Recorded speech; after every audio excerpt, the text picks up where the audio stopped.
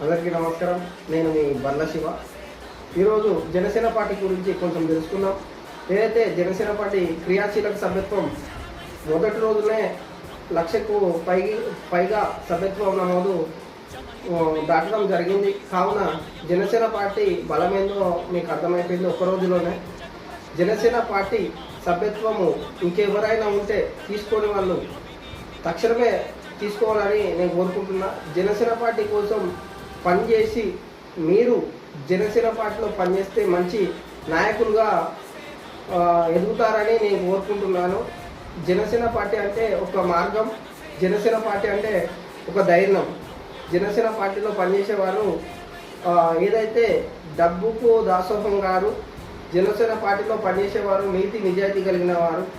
అలాంటిది మీరు జనసేన పార్టీ సభ్యత్వం తీసుకోవడానికి ఈసారి